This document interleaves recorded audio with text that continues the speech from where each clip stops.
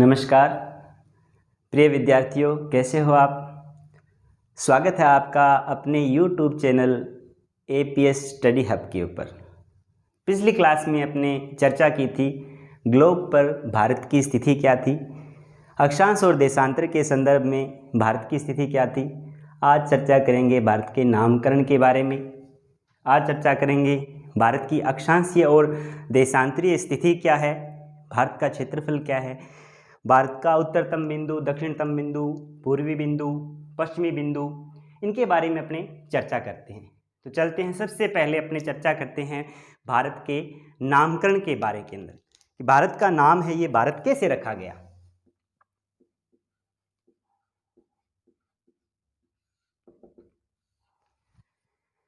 बात करते हैं नामकरण की। नामकरण की बात करें तो उत्तर भारत के अंदर रहने वाले आर्य राजाओं के नाम पर सबसे पहले हमारे इस भूभाग को आर्यावर्त कहा गया। क्या कहा गया? आर्यावर्त। आर्यावर्त क्यों कहा गया था? क्योंकि उत्तर भारत के अंदर आर्य राजा रहते थे और आर्य राजाओं के नाम पर ही इस भूभाग को क्या कहा गया? आर्यावर्त कहा गया। आर्य राजाओं के अंदर एक राजा था, शक्तिशाली राजा था, जिसका नाम था भरत। आपने नाम भी सुना होगा, भरत राजा। भरत राजा के नाम पर इस भूभाग को कहा गया था भारत। ये जो अपने नाम रखा गया ना भारत, ये मूल रूप से एक शक्तिशाली राजा था आर्यों के अंदर। आर्यों में एक राजा इनका नाम था भरत और भरत के नाम पर ही इसका नाम रखा गया भारत। उत्तर पश्चिम के अंदर एक नदी बहती थी। वैदिक सभ्यता की अपने बात करें ना तो ये भारत का भूभाग है, उत्तर और पश्चिम। उत्तर और पश्चिम में यहाँ पर एक नदी बहती थी, इस नदी का नाम था सिंधु नदी। ईरानियों ने इस सिंधु नदी को हिंदू के नाम से संबोधित किया। किसके नाम से संबोधित किया? हिंदू के नाम से संबोधित किया। और कालांतर में चलकर इस भूभाग को हिंदू के साथ साथ हिंदुस्तान कहा गया। यानी बाद में इसका नाम क्या पड़ गया? हिंदुस्तान। हिंदुस्तान नाम पड़ने का तथ्य क्या था? सिंधु नदी था। सिंधु नदी को ईरानियों ने हिंदू कहा, इसलिए इस भूभाग को क्या कहा गया? हिंदुस्तान कहा गया। और यूनानियों की बात करें तो यूनानियों ने इस नदी को कहा था इंडस। क्या कहा था? इंडस कहा था। और इसलिए इस भूभाग को कहा गया इंडिया। इस भूभाग को क्या कहा गया? इंडिया। यानी अगर देखें, नामकरण की चर्चा करें तो इसे आर्यावर्त कहा गया, भारत कहा गया, हिंदुस्तान कहा गया और इंडिया कहा गया। वर्तमान में हमारे भारतीय संविधान के अंदर दो नाम स्वीकृत किए गए हैं। कितने नाम स्वीकृत किए गए हैं? दो नाम स्वीकृत किए गए हैं, जिनमें एक नाम तो है इंडिया और दूसरा नाम है भारत। यानी संविधान की बात करें तो संविधान के अंदर इन दो नामों को मान्यता दी गई है। ये तो बात थी नामकरण की कि भारत का नाम पहले क्या था? आर्यावर्त रखा गया, फिर भारत और हिंदुस्तान और इंडिया, किस प्रकार ये नाम रखे गए। भारतीय संविधान के अंदर दो नामों को मूलतः मान्यता दी गई है, एक है इंडिया और दूसरा है भारत। ये तो थी नामकरण की चर्चा। अब बात करते हैं अपने भारत के अक्षांशीय विस्तार और देशांतरीय विस्तार। इससे पहले वाली क्लास के अंदर मैं चर्चा कर चुका था आपसे कि अक्षांश और देशांतर क्या होते हैं, अक्षांश और देशांतर के संदर्भ में भारत की स्थिति क्या थी। और वैसे अपने अक्षांश और देशांतर के बारे में पूरा विस्तार से जानेंगे। आगे जो भी एक टॉपिक आएगा भारत की जलवायु, उसके अंदर पूरा विस्तार से करेंगे। यहाँ पर अपने अक्षांश और देशांतर की बात करते हैं। अक्षांश और देशांतर, भारत का अक्षांशीय विस्तार कितना है और भारत का देशांतरीय विस्तार कितना है। अक्षांशीय विस्तार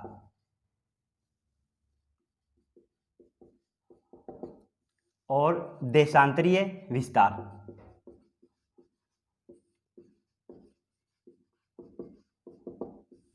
अक्षांशीय विस्तार की बात करें तो भारत का अक्षांशीय विस्तार है वो भारत के दक्षिण में 8 डिग्री 4 मिनट उत्तरी अक्षांश से लेकर 37 डिग्री 6 मिनट उत्तरी अक्षांश तक।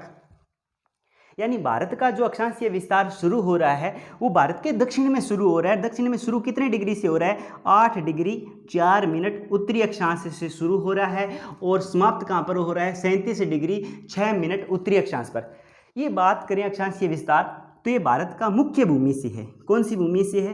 मुख्य भूमि से।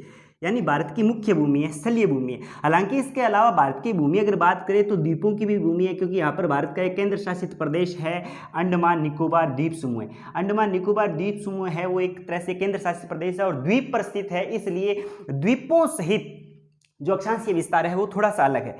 द्वीपों सहित अक्षांशीय विस्तार की बात करें अपने, अगर प्रश्न आ जाए आपके लिए कि भारत का द्वीपों सहित अक्षांशीय विस्तार कितना है, तो द्वीपों सहित अक्षांशीय विस्तार है 6 degree 45 minute, 6 degree 45 minute north उत्तरी अक्षांश। भारत का द्वीपों सहित अक्षांशीय विस्तार 6 डिग्री 45 मिनट से लेकर 37 डिग्री 6 मिनट तक भारत का क्या है, अक्षांशीय विस्तार। अब देखिए अक्षांशीय विस्तार, इसमें 2 प्रश्न बनते हैं आपके। एक प्रश्न तो सीधा सा आ जाएगा कि भारत का मुख्य भूमि से अक्षांशीय विस्तार कितना है, तो आपका उत्तर होगा 8 डिग्री 4 मिनट से लेकर 37 डिग्री 6 मिनट। और दूसरा प्रश्न आ जाए कि भारत का द्वीपों सहित अक्षांशीय विस्तार कितना है, तो आपका उत्तर होगा 6 डिग्री 45 मिनट से लेकर 37 डिग्री 6 मिनट तक। अब भारत के इस अक्षांशीय विस्तार के अंदर गैप कितना है, अंतर कितना है, अंतराल कितना है। अंतराल का मतलब इन दोनों के बीच में गैप डिफरेंस कितना आ रहा है, यानी 8 डिग्री 4 मिनट से लेकर अपने 37 डिग्री 6 मिनट तक चलते हैं, तो इन दोनों के बीच में गैप अंतर कितना आ रहा है। अंतर कितना आ रहा है, तो 29 डिग्री 2 मिनट। कितना आ रहा है अंतर, 29 डिग्री 2 मिनट। अब इसे अपने कह सकते हैं अक्षांशीय अंतराल। क्या कह सकते हैं, अक्षांशीय अंतराल।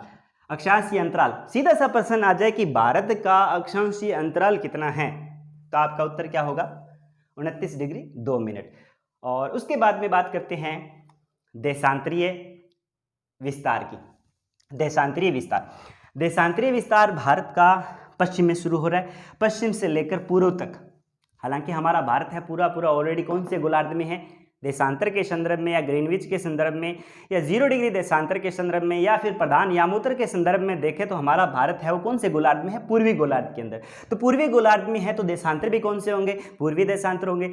तो भारत का जो देशांतरीय विस्तार है वो यहाँ से शुरू हो रहा है, कितने डिग्री कितने मिनट से शुरू हो रहा है, तो 68 डिग्री 7 मिनट, यानी 68 degree 7 minute, 68 degree 7 minute east पूर्वी देशांतर से भारत का देशांतरीय विस्तार शुरू हो रहा है। और देशांतरीय विस्तार एंड कहाँ पर हो रहा है, तो 97 डिग्री 25 मिनट ईस्ट पूर्वी देशांतर तक। यानी देशांतरीय विस्तार जो शुरू हो रहा है 68 डिग्री 7 मिनट पूर्वी देशांतर से 97 डिग्री 25 मिनट पूर्वी देशांतर तक भारत का क्या है, देशांतरीय विस्तार है। अब इस देशांतरीय विस्तार की बात करें, जिस प्रकार भारत का अक्षांशीय अंतराल 29 डिग्री 2 मिनट था, उसी प्रकार भारत का देशांतरीय अंतराल कितना है, यानी 68 डिग्री 7 मिनट से लेकर अपने 97 डिग्री 25 मिनट तक चलते हैं। तो इन दोनों के बीच में गैप कितना आ रहा है, अंतर कितना आ रहा है, अंतराल कितना आ रहा है। जिस प्रकार इसके बीच में अंतराल आ रहा था 29 डिग्री 2 मिनट, 29 डिग्री 2 मिनट क्या था, अक्षांशीय अंतराल था। जबकि देशांतरीय अंतराल कितना है, तो देशांतरीय अंतराल है 29 डिग्री 18 मिनट, 29 डिग्री 18 मिनट। ये मिनट को अपने छोटे से कॉलम से दर्शा सकते हैं। तो ये तो है आपका देशांतरीय अंतराल। अब सीधे से यहाँ पर 2 प्रश्न बन गए। एक प्रश्न बन गया आपका अक्षांशीय अंतराल कितना है, और दूसरा प्रश्न बन गया देशांतरीय अंतराल कितना है। और 2 प्रश्न सीधे से बन गए कि भारत का अक्षांशीय विस्तार कितना है और देशांतरीय विस्तार कितना है। अब अक्षांशीय विस्तार के अंदर अगर मुख्य भूमि से पूछ रहे तो 8 डिग्री 4 मिनट से लेकर 37 डिग्री 6 मिनट तक, द्वीपों सहित पूछ ले तो 6 डिग्री 45 मिनट से लेकर 37 डिग्री 6 मिनट। ये तो हो गया अक्षांशीय विस्तार। और देशांतरीय विस्तार के अंदर 68 डिग्री 7 मिनट से लेकर 97 डिग्री 25 मिनट तक, और अक्षांशीय अंतराल 29 डिग्री 2 मिनट और देशांतरीय अंतराल 29 डिग्री 18 मिनट। ये तो बात थी अक्षांशीय अंतराल और देशांतरीय अंतराल की। अब बात करते हैं अपने भारत की लंबाई और भारत की चौड़ाई के बारे में। यानी भारत है वो लंबा कितना है, भारत चौड़ा कितना है, या फिर अपने कह सकते हैं भारत की उत्तर से लेकर दक्षिण तक कुल लंबाई कितनी है, या भारत की उत्तर से लेकर दक्षिण तक लेंथ कितनी है, पूर्व से लेकर ये पश्चिम या पश्चिम से लेकर पूर्व तक वाइड कितना है, यानी चौड़ा कितना है। पहले कर लेते हैं अपनी चर्चा लंबाई की, लेंथ की। लेंथ कितनी है, उत्तर से लेकर दक्षिण तक भारत की जो लेंथ है वो 3214 किलोमीटर है। यानी अब अपने उत्तर जम्मू कश्मीर से लेकर अपने तमिलनाडु तक आते हैं तो इसकी लेंथ है 3214 किलोमीटर। यानी भारत की उत्तर से लेकर दक्षिण तक कुल लंबाई कितनी है? 3214 किलोमीटर। और भारत की अगर चौड़ाई की बात करें, पूर्व से लेकर पश्चिम तक, पूर्व से लेकर पश्चिम तक भारत की चौड़ाई की बात करें तो चौड़ाई है 2933 किलोमीटर। चौड़ाई की बात करें तो कितनी है? 2933 किलोमीटर। यानी 2933 तो हो गई आपकी चौड़ाई और 3214 किलोमीटर क्या हो गई? लंबाई। कई बार सीधा सही प्रश्न पूछ लिया जाता है कि भारत की लंबाई और चौड़ाई में कितना अंतराल है? भारत की लंबाई और चौड़ाई में कितना अंतराल है, यानी भारत लंबा कितना है और चौड़ा कितना है, उसके बीच में डिफरेंस कितना आ रहा है। तो यानी बड़ी संख्या में छोटी संख्या घटा देंगे, 3214 में से 2933 माइनस कर देंगे तो अपना उत्तर आ जाएगा 281 किलोमीटर। डिफरेंस बिटवीन 1 एंड 2 के बीच में जो अंतराल है, उत्तर से लेकर दक्षिण और पूर्व से लेकर पश्चिम के बीच में जो गैप आ रहा है, अंतर आ रहा है, अंतराल आ रहा है, वो डिफरेंस कितना आ रहा है? 281 किलोमीटर। तो थोड़ा सा ध्यान रखना, आपको सीधा सा प्रश्न आ जाए कि भारत की लंबाई और चौड़ाई के बीच में अंतराल कितना है, तो आपका उत्तर क्या होगा? 281 किलोमीटर। लंबाई पूछ ले भारत की तो 3214 किलोमीटर और चौड़ाई पूछ ले आपसे, भारत की चौड़ाई कितनी है तो 2933 किलोमीटर। ये तो थी बात लंबाई और चौड़ाई की। अब थोड़ी सी चर्चा कर लेते हैं भारत के दक्षिणतम बिंदु की। 6 डिग्री 45 मिनट भारत का जो दक्षिणतम बिंदु था वो 6 डिग्री 45 मिनट द्वीपों सहित अक्षांशीय विस्तार से शुरू हो रहा था। कहाँ से शुरू हो रहा था? द्वीपों सहित। यानी भारत की अगर ये जो प्रायद्वीपीय स्थिति देखते हैं अपने नीचे वाली, ये जो प्रायद्वीपीय स्थिति है, प्रायद्वीपीय कहा गया है, चारों ओर से समुद्र से घिरा हुआ, यहाँ पर बंगाल की खाड़ी, अरब सागर की खाड़ी और यहाँ पर बंगाल की खाड़ी। तो ये भारत की जो प्रायद्वीपीय स्थिति, यहाँ पर कुछ द्वीप स्थित है, इनमें से एक भारत का केंद्र शासित प्रदेश, सबसे बड़ा केंद्र शासित प्रदेश अंडमान निकोबार द्वीप समूह है। और उसके अंदर बड़े निकोबार द्वीप समूह में ये जो 6 डिग्री 45 मिनट है वो भारत का द्वीपों सहित अक्षांशीय विस्तार है। अब चर्चा करते हैं अपने भारत के 4 बिंदुओं की। भारत का उत्तरतम बिंदु कौन सा है, भारत का दक्षिणतम बिंदु कौन सा है, भारत का पूर्वी बिंदु कौन सा है और भारत का पश्चिमी बिंदु कौन सा है। 4 पॉइंट है, 4 बिंदु है, 4 स्टेट है। सबसे पहले बात कर लेते हैं अपने उत्तरतम बिंदु की। उत्तरतम बिंदु की बात करें तो उत्तरतम बिंदु का नाम है इंदिरा कोल। क्या नाम है? इंदिरा कोल। इंदिरा कोल है, ये कौन से जगह है तो जम्मू कश्मीर के अंदर। वर्तमान के अंदर अपने कह सकते हैं लद्दाख और जम्मू कश्मीर 2 केंद्र शासित प्रदेश बना दिए गए हैं। इंदिरा कोल है वो एकदम उत्तर के अंदर स्थित है, भारत का एकदम उत्तरतम बिंदु इसे कहा गया है। दक्षिणतम बिंदु की बात करें तो दक्षिणतम बिंदु, ये दक्षिणतम बिंदु है, इसका नाम है कन्याकुमारी। कन्याकुमारी, कन्याकुमारी है वो आपको पता ही है। कन्याकुमारी कहाँ पर है? तमिलनाडु के अंदर। कन्याकुमारी कहाँ पर है? तमिलनाडु के अंदर। इंदिरा कोल भारत का उत्तरतम बिंदु और भारत का दक्षिणतम बिंदु कौन सा? कन्याकुमारी। अब देखो, दक्षिणतम बिंदु कह सकते हैं कन्याकुमारी को, लेकिन ये मुख्य भूमि का दक्षिणतम बिंदु है। कौन सी भूमि का? मुख्य भूमि, क्योंकि ये एक तरह से कह सकते हैं कि स्थलीय भूमि, और इसके अलावा यहाँ से जो भूमि शुरू हो जाती है वो कौन सी हो जाती है? तटीय भूमि या फिर अपने जलीय भूमि कह सकते हैं, क्योंकि द्वीप आ जाते हैं। अगर द्वीपों सहित पूछ लिया जाए भारत का दक्षिणतम बिंदु कौन सा है तो फिर ये दक्षिणतम बिंदु होगा 6 डिग्री 45 मिनट। 6 डिग्री 45 मिनट पर स्थित, जिसका नाम है इंदिरा पॉइंट। क्या नाम है? इंदिरा पॉइंट। ये मैं यहाँ पर लिख रहा हूँ, इंदिरा पॉइंट,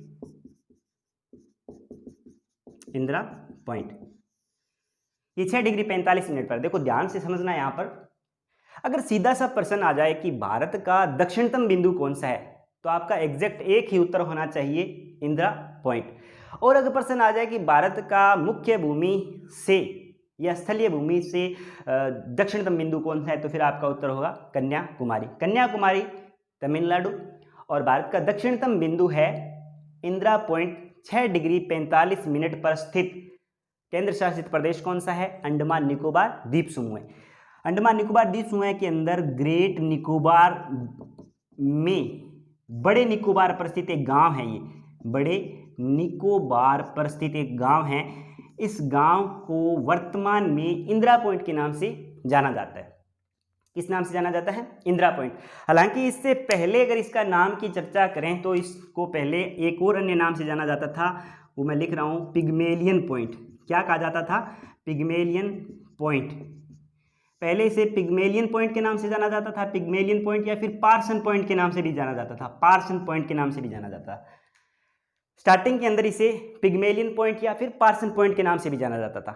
एक इससे रोचक तथ्य और भी जुड़ा हुआ है। 13 अप्रैल 1972 1972 23 अप्रैल 1972 को यहाँ पर पिग्मेलियन पॉइंट या पार्सन पॉइंट के ऊपर एक प्रकाश स्तंभ का उद्घाटन किया गया था। किसका उद्घाटन किया गया था? प्रकाश स्तंभ का उद्घाटन किया गया था 13 अप्रैल 1972 के अंदर। इस पर एक बार प्रश्न भी पूछा गया है कि प्रकाश स्तंभ का उद्घाटन अंडमान निकोबार द्वीप समूह पर स्थित जो भारत का दक्षिणतम बिंदु है पिग्मेलियन पॉइंट, वहां पर प्रकाश स्तंभ का उद्घाटन कब किया गया था? तो प्रकाश स्तंभ का उद्घाटन किया गया था 30 अप्रैल 1972 के अंदर। जबकि बात करें इंदिरा पॉइंट नाम क्यों रखा गया, इंदिरा पॉइंट नाम के पीछे का फैक्ट क्या है? 10 अक्टूबर 1985 10 अक्टूबर 1985 10 अक्टूबर 1985 को श्रीमती इंदिरा गांधी की मृत्यु के तदोपरांत इसका नाम बदलकर रख दिया गया था इंदिरा पॉइंट। वर्तमान में इसे इंदिरा पॉइंट के नाम से जाना जाता है। और प्रशासनिक दृष्टि से देखें तो ये ग्रेट निकोबार में, बड़े निकोबार में स्थित लक्ष्मी नगर पंचायत के अधीन है। एक पंचायत है वहाँ पर, लक्ष्मी नगर पंचायत, लक्ष्मी नगर पंचायत, लक्ष्मी नगर पंचायत के अधीन है, जो भारत का एकदम ठीक अंत में 6 डिग्री 45 मिनट भारत का दक्षिणतम बिंदु कहलाता है। इसके बारे में एक प्रश्न और भी पूछा गया था कि एक बार हिंद महासागर के अंदर 2004 के अंदर भयंकर सुनामी और बाढ़ आई थी, और उसी बाढ़ और सुनामी के अंदर ये जो भारत का दक्षिणतम बिंदु था 6 डिग्री 45 मिनट इंदिरा पॉइंट, जो पूर्णतः क्या हो गया था? जलमग्न हो गया था।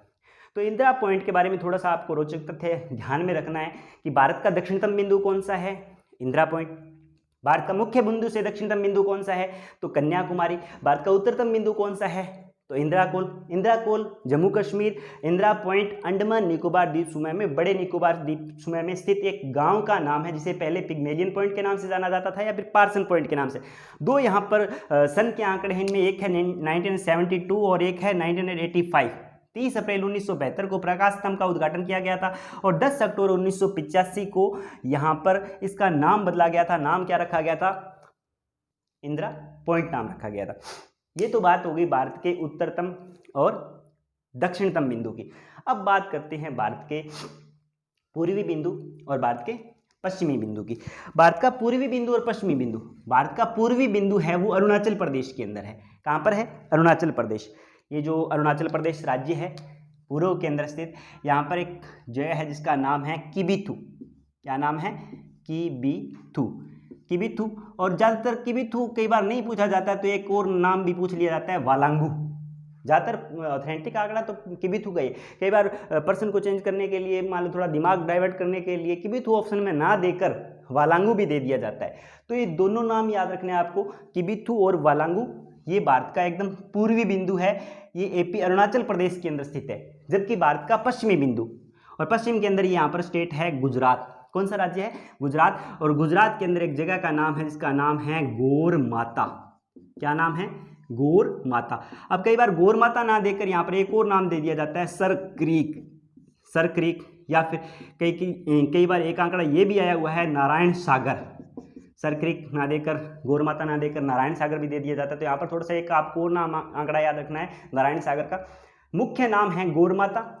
किबिथु पूर्वी बिंदु और गौर माता पश्चिमतम बिंदु।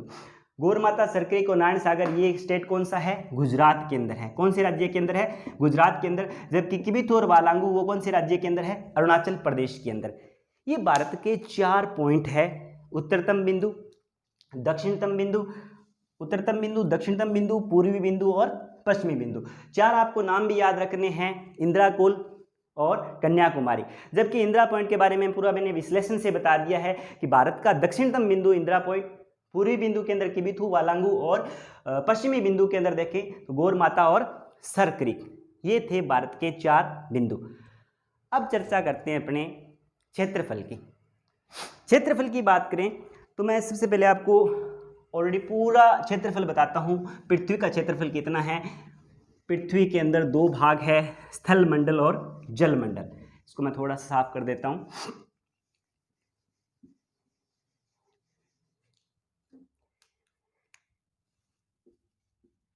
पृथ्वी का क्षेत्रफल, पृथ्वी का जो क्षेत्रफल है वो है 51 करोड़ वर्ग किलोमीटर। देखो ऑलमोस्ट जो अपनी पूरी की पूरी जो पृथ्वी है उस पृथ्वी का मैं पूरा का पूरा क्षेत्रफल बता रहा हूँ आपको 51 वर्ग किलोमीटर, माना कि ये 100% है।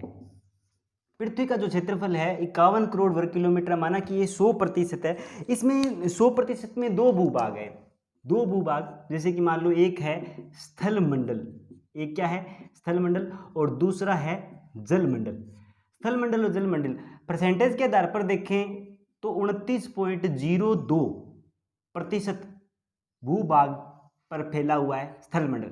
यानी 100 अगर मान लें अपने पृथ्वी है, 100 मान लें अपने पृथ्वी है, उस पृथ्वी में 29.02% भाग पर फैला हुआ है स्थल मंडल। जबकि जल मंडल की बात करें तो जल मंडल फैला हुआ है 70.08% भूभाग पर, यानी जल है वो पृथ्वी पर ज़्यादा है।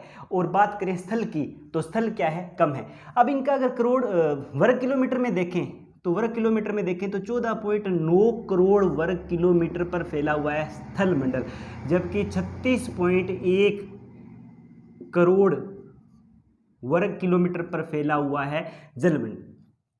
जल है वो वर्ग किलोमीटर में भी ज़्यादा फैला हुआ है और प्रतिशत में भी ज़्यादा फैला हुआ है। ये तो है पृथ्वी का क्षेत्रफल।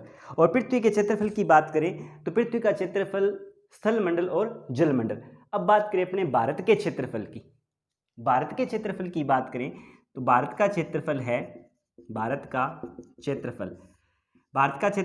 32,87,263 वर्ग किलोमीटर।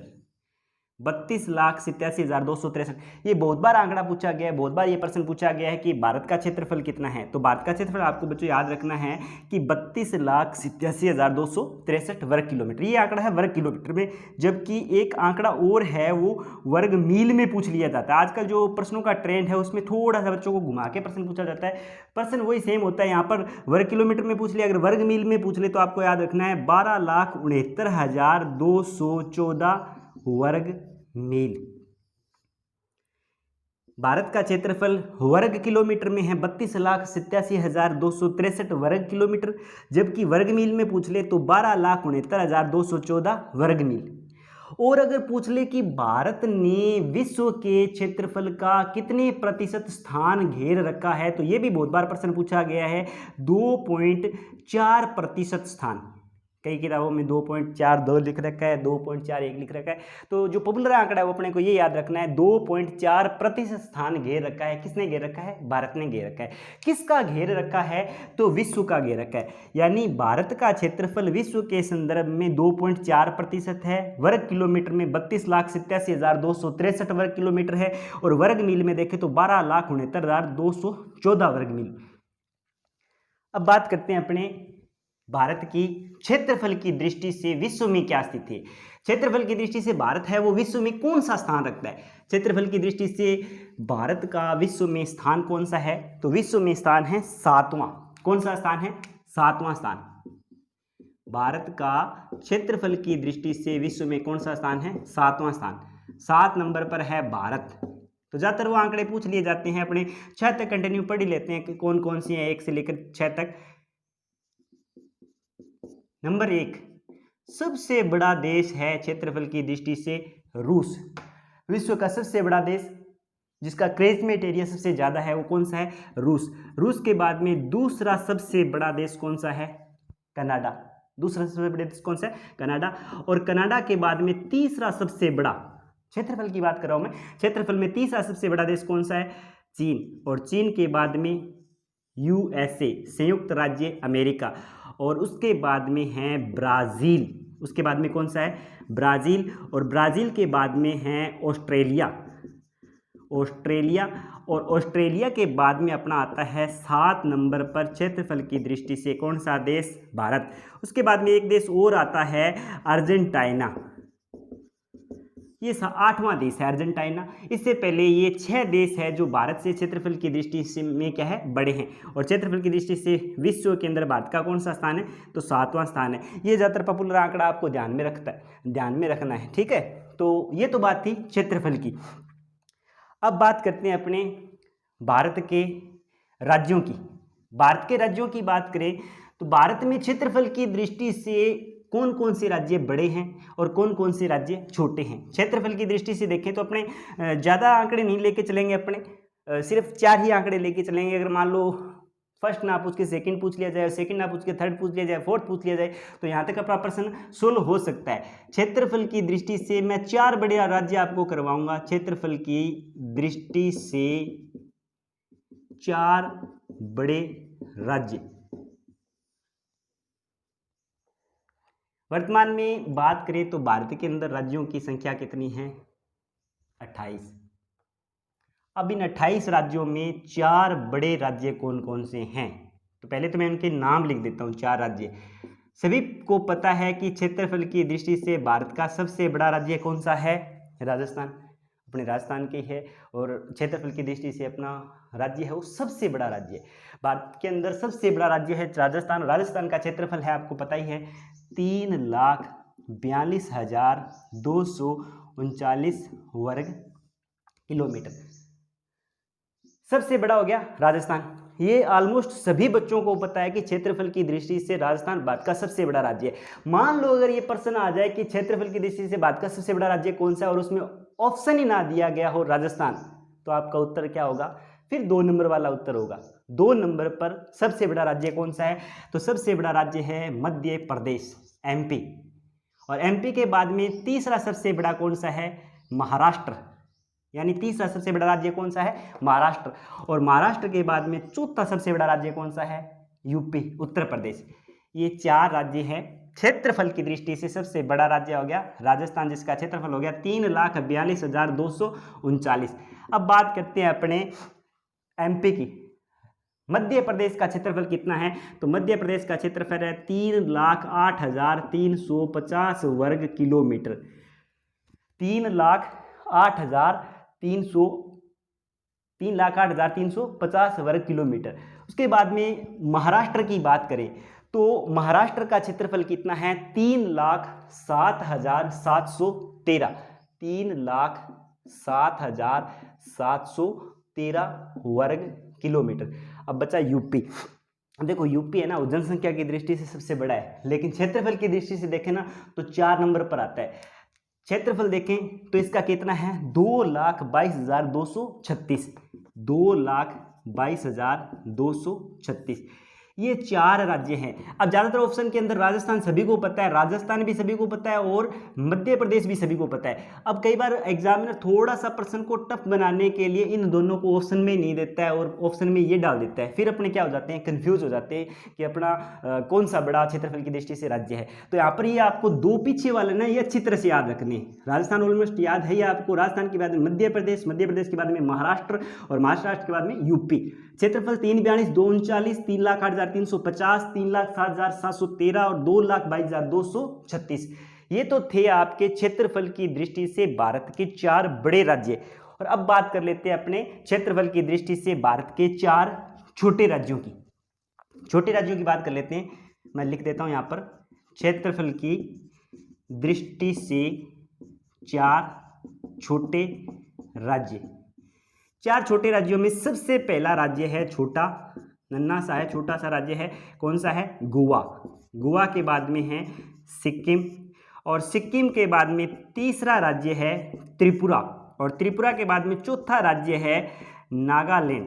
ये 4 राज्य है जो क्षेत्रफल की दृष्टि से भारत के अंदर सबसे छोटे हैं। अब यहाँ पर घटते से बढ़ते क्रम में सबसे छोटा कौन सा है, गोवा। गोवा का क्षेत्रफल है 3,702 वर्ग किलोमीटर। गोवा का क्षेत्रफल कितना है, 3,702 वर्ग किलोमीटर। अब गोवा से थोड़ा सा बड़ा है 7,096 वर्ग किलोमीटर। गोवा से थोड़ा सा बड़ा, यानी गोवा सबसे छोटा हो गया और गोवा से बड़ा कौन सा हो गया, सिक्किम। और सिक्किम से बड़ा है त्रिपुरा। त्रिपुरा का क्षेत्रफल है 10,486 वर्ग किलोमीटर। 10,486 वर्ग किलोमीटर। अब त्रिपुरा से बड़ा है नागालैंड, और नागालैंड का क्षेत्रफल है 16,579 वर्ग किलोमीटर यानी 16,579 वर्ग किलोमीटर। ये आपके 4 छोटे राज्य हो गए क्षेत्रफल की दृष्टि से घटते से बढ़ते क्रम में, और ये ऊपर वाले क्षेत्रफल की दृष्टि से सबसे बड़े राज्य थे तो बढ़ते से घटते क्रम में। और मेरा जहां तक मानना है कि अगर ये आपको 4 याद रख लो, आप ऊपर वाले बड़े और 4 छोटे याद रख लो ना, तो इनमें कोई भी किसी भी प्रकार के डिस्प्यूट वाला प्रश्न आपका सोल्व जरूर होगा, गलत नहीं होगा। क्योंकि ज़्यादातर अपन क्या है पॉपुलर आंकड़ा याद रखते हैं, और पॉपुलर आजकल कंपटीशन बहुत ज़्यादा टफ हो गया, इसलिए पॉपुलर आंकड़ा पूछा नहीं जाता। तो ये भारत के थे 4 क्षेत्रफल की दृष्टि से बड़े राज्य, और ये थे 4 छोटे राज्य। अब बात करते हैं थोड़ी सी अपने भारत के जिलों के बारे में। मैं थोड़ा सा इसको मिटा देता हूँ। भारत के जिलों की बात करें तो 2011 के अंदर जनगणना की गई थी, और अभी आने वाले 2021 के अंदर जनगणना की जाएगी। 10 साल के बाद में जनगणना करवाई जाती है भारत के अंदर, और जनगणना जिसमें करवाई गई थी 2011 के अंदर, उस समय की स्थिति बता रहा हूँ मैं आपको कि 2011 के अंदर जब जनगणना करवाई गई थी, उस समय भारत के अंदर टोटल जो डिस्ट्रिक्ट थे, जिले थे, वो जिलों की संख्या कितनी थी 640, 640 जिले थे। 640 जिले 2011 की जनगणना में थे। और आज की बात करें, वर्तमान की बात करें, तो वर्तमान में अब भारत के अंदर जो जिलों की संख्या है 726, 726 जिले हैं वर्तमान में है। पहले 640 जिले थे, और भारत के अंदर 640 जिलों में या 726 जिलों में क्षेत्रफल की दृष्टि से, कैचमेंट एरिया की दृष्टि से सबसे बड़ा जिला कौन सा है और सबसे छोटा जिला कौन सा है? छोटा और बड़ा, ये 2 ही आंकड़े याद रखना, इसमें ज़्यादा आंकड़े अपने को याद नहीं रखने। बड़े की बात करें तो सबसे जो बड़ा जिला है वो है कच्छ। कौन सा जिला है? कच्छ। नाम सुना होगा आपने, कच्छ। कौन से राज्य के अंदर है, कौन सी स्टेट में है? तो गुजरात के अंदर है। और इसका क्षेत्रफल भी आपको याद रखना है 45,652 वर्ग किलोमीटर, 45,652, 45,652 वर्ग किलोमीटर पर फैला हुआ होल ऑफ भारत का सबसे बड़ा जिला है। कौन सी स्टेट के अंदर है? गुजरात के अंदर। ये तो हो गया सबसे बड़ा जिला, भारत का सबसे बड़ा जिला। और भारत के सबसे छोटे जिले की बात करें तो भारत के सबसे छोटे जिले का नाम है माहे।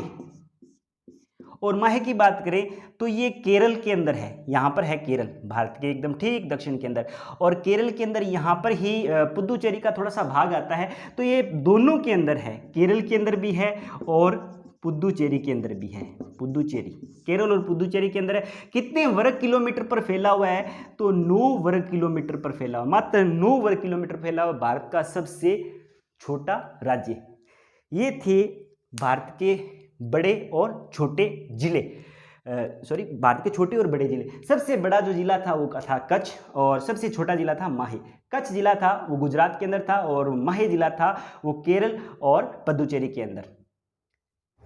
आज के लिए इतना ही। प्रिय विद्यार्थियों, मेरे द्वारा आपको पढ़ाया गया ये टॉपिक आपको कैसा लगा?